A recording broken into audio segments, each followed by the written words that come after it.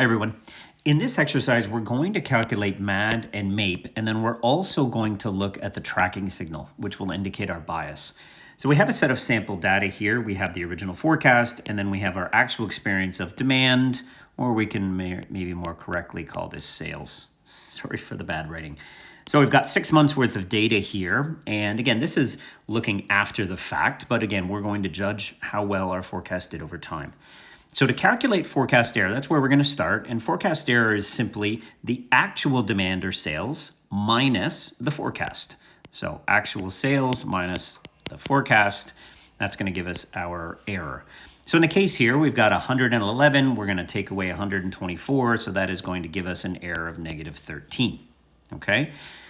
Now, as we go down, we can solve that same equation for each of them. Some of them are going to be positive, and then some of them are going to be negative.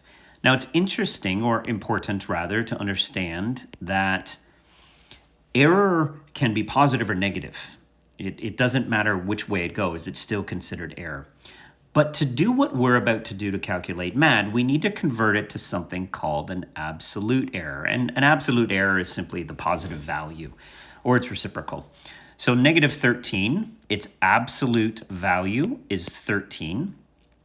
Negative 19 is 19. Positive 8 is 8. 12 is 12. Negative 11, again, we're just taking away the negative sign essentially, is 8.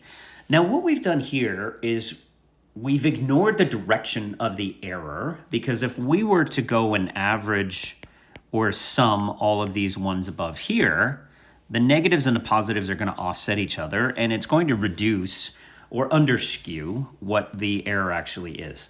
So in using the absolute values that we're doing right now, we're essentially ignoring whether it's above or below and just counting the error as, okay, how far away from the actual forecast is it? Okay. Now, when we add that up, we would get a total of 71.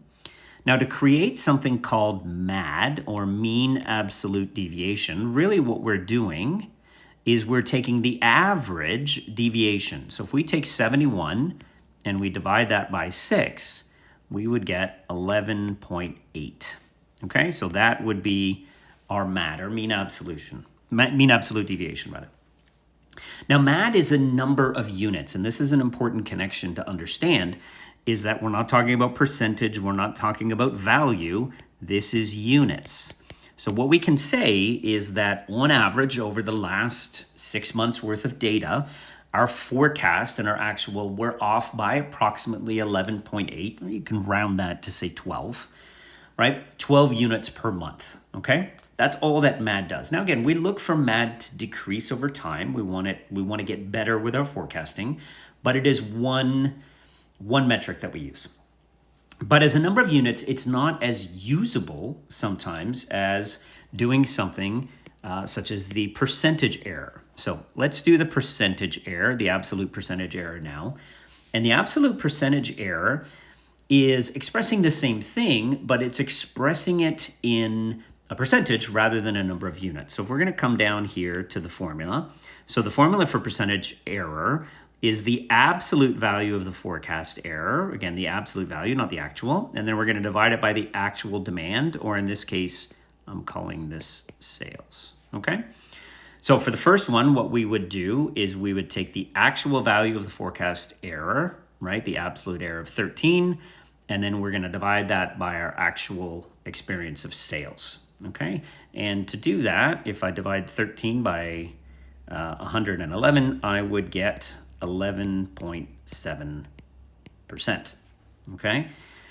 And again, it's an absolute percentage, so it doesn't indicate whether it is a positive experience or negative experience, meaning above or below the actual forecast, okay, the original forecast.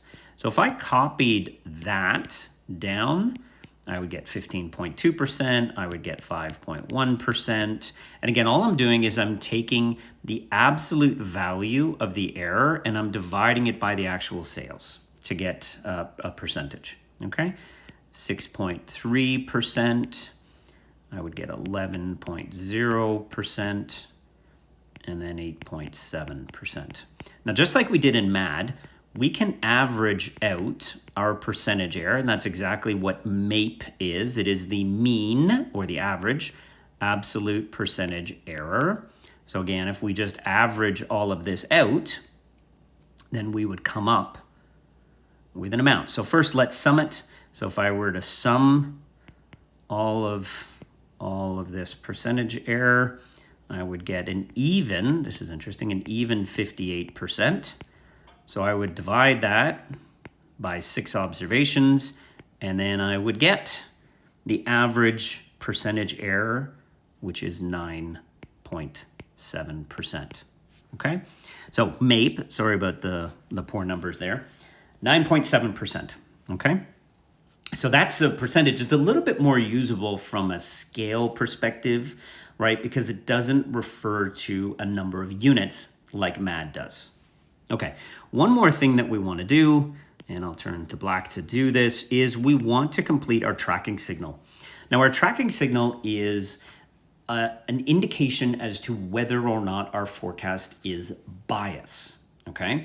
So what we're going to do to calculate tracking signal is we're going to take the sum of our forecast error, so that is all of our forecast error, which is actually this, okay? Not absolute, the sum of the actual forecast error, and then we're going to divide it by our mean absolute deviation. So if I sum up all of our forecast error, that is going to equal -31. And if I divide that by our MAD of 11.8, so this is again as our tracking signal, is equal to, so -31 divided by 11.8, and then that would equal, I have to do some quick math here, it would equal -2.63. Okay, so -2.63. Okay, so that is our tracking signal. Now remember, our tracking signal, generally speaking, right, if it is below -4 or above +4, right, if it lives outside beyond -4, if it lives outside beyond +4, we consider that to be bias.